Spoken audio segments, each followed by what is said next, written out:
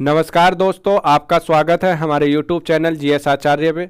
जैसा कि आप जानते हैं, हम आपकी यूपीएससी तथा अन्य सिविल सर्विस एग्जामिनेशन की यहां से तैयारी करवा रहे हैं दिल्ली मुखर्जी नगर से। और मेंस आंसर राइटिंग प्रोग्राम में आज का हमारा टॉपिक रहेगा NITI Aayog. Today we will discuss about NITI Aayog. What is NITI Aayog? You know, before this the name of this body is Planning Commission. In 2015, Planning Commission name changed and the new name is Niti Aayog, National Institute for Transforming India. तो हम देखते हैं इस पर previous year में किस प्रकार से प्रश्न पूछा गया है। देखिए, भारत में नीति आयोग द्वारा अनुसरण किए जा रहे सिद्धांत इससे पूर्व के योजना आयोग द्वारा अनुसरित सिद्धांतों से किस प्रकार भिन्न है। तो जैसा कि आप इस प्रश्न को पढ़ने से समझ सकते हैं कि इस प्रश्न में जो प्रश्न की प्रकृति कैसी है। प्रश्न जो है हमारा ये तुलनात्मक प्रश्न है। इसमें तुलना की गई है जो हमारा नीति आयोग है वर्तमान समय में और उससे पहले जो योजना आयोग था प्लानिंग कमीशन, उन दोनों में क्या डिफरेंस है ये इसमें हमें बताने होंगे। इन दोनों के प्रिंसिपल्स में क्या डिफरेंस है। तो देखिए, how are the principle followed by the NITI Aayog different from the those followed by the planning commission in India. ये यूपीएससी 2016 में पूछा गया सवाल है। तो आइए इसका इंट्रोडक्शन देखते हैं। इसका इंट्रोडक्शन है कि यह 1 जनवरी 2015 को बनाया गया था नीति आयोग और यह एक थिंक टैंक के रूप में कार्य करता है, जिसमें नीति आयोग एक संगठनिक संरचना की दृष्टि से योजना आयोग के जैसा ही है, लेकिन कार्यात्मक यानी फंक्शनल जो है उसके फंक्शन हैं वो दोनों के भिन्न हैं। और आयोग नीति आयोग योजना आयोग द्वारा अनुसरित सिद्धांतों से भिन्नता रखता है। कैसे रखता है?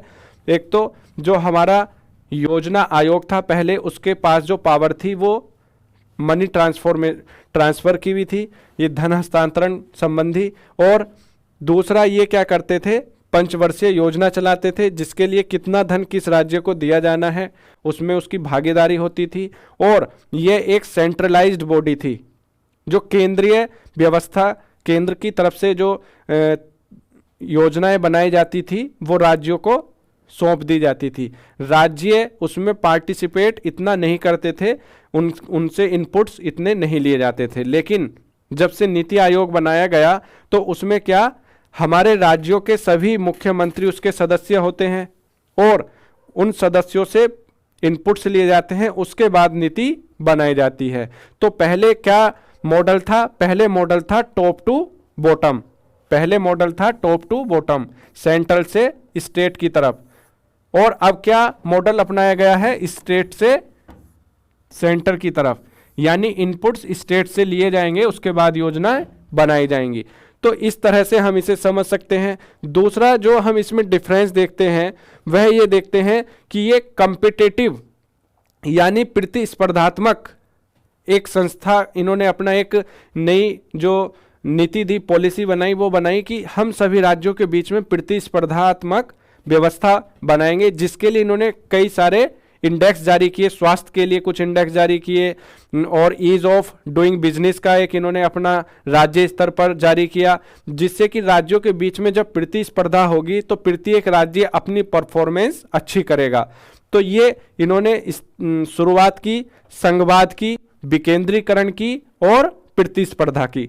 तो इस तरह से हम देख सकते हैं ये इनके जो योजना आयोग के बाद नीति आयोग के कार्यों में परिवर्तन देखे गए। नीति निर्माण की दृष्टि में भिन्नता व्याप्त है। जहां योजना आयोग टॉप डाउन अप्रोच के अंतर्गत सबके लिए एक समाधान के अनुसरण को कार्य करता था, वहीं नीति आयोग राज्यों को अधिक महत्व प्रदान करते हुए योजनाओं के निर्माण में उनकी अधिकाधिक भागीदारी सुनिश्चित करता है। और हम इस प्रश्न को केवल इस तरह पैराग्राफ के रूप में नहीं लिखेंगे क्योंकि इतना समय आपके पास नहीं है।